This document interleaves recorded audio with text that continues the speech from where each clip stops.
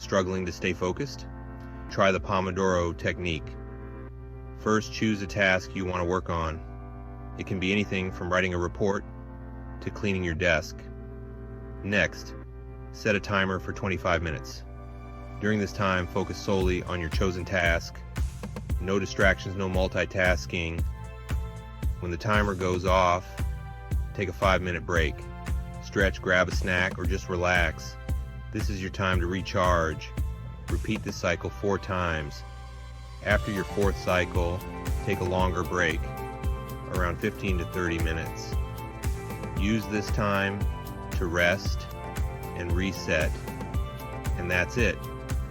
The Pomodoro technique helps you stay focused and productive, one small chunk at a time. Give it a try and watch your productivity soar. Happy working.